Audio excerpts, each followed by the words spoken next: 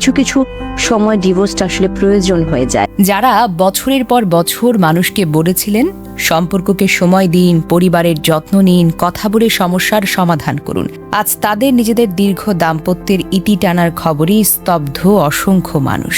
Doctor কুশল এবং doctor Sushma Reza দুজনেই দেশের পরিচিত মুখ। দীর্ঘ প্রায় ২০ বছরের সম্পর্ক, দুটি সন্তান, সামাজিকভাবে একটি আদর্শ দম্পতি। তাদের সম্পর্কের সমাপ্তির খবর প্রকাশ্যে আসার পর গোটা দেশের মানুষ স্তব্ধ হয়ে গেছে। যারা অন্যদের সম্পর্ক বাঁচাতে পরামর্শ দিতেন, তাদের নিজেদের সংসারটাই ভেঙে গেল। এই বাস্তবতা অনেকের কাছে মেনে নেওয়া কিন্তু কঠিন হয়ে পড়েছে। শনিবার নিজের ফেসবুক অ্যাকাউন্টে দেওয়া এক দীর্ঘ পোস্টে ডক্টর সুষমা রেজা লেখেন, প্রায় ২০ বছর আগে অল্প বয়সে সংসার জীবনের শুরু। দীর্ঘ এই সময়ে তারা একসঙ্গে পরিবার গড়ে তুলেছেন, সন্তানদের বড় হতে দেখেছেন, জীবনের নানা সুখ দুঃখ, সংগ্রাম ও সাফল্যের অংশীদার হয়েছেন। সেই স্মৃতিগুলো তাদের কাছে আজও মূল্যবান এবং সারা জীবন তেমনই থাকবে। তবে সময়ের পরিবর্তনের সঙ্গে তারা উপলব্ধিও করেছেন সম্পর্কটা আর আগের মতো নেই। জীবনের এই পর্যায়ে শান্তিপূর্ণভাবে আলাদা হয়ে যাওয়াটাই উভয়ের জন্য সবচেয়ে সম্মানজনক সিদ্ধান্ত বলে মনে করেন তারা।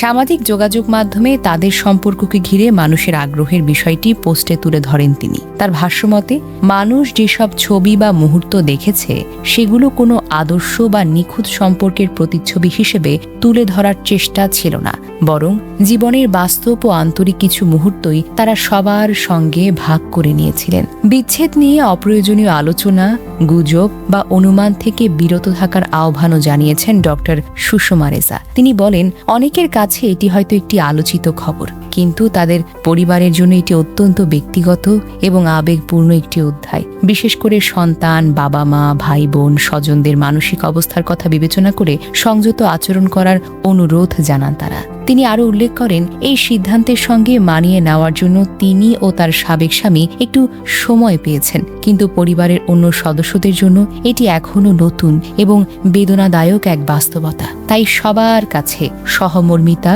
ও সংবেদনশীলতা প্রত্যাশা করেন তারা। পোস্টের শেষ অংশে ডক্টর সুষমা রেজা বলেন, প্রায় ২০ বছরের এই সম্পর্কের সমাপ্তিকে তারা তিক্ততার নয়, বরং পারস্পরিক শ্রদ্ধা, কৃতজ্ঞতা ও গ্রহণযোগ্যতার দৃষ্টিতেই দেখতে চান।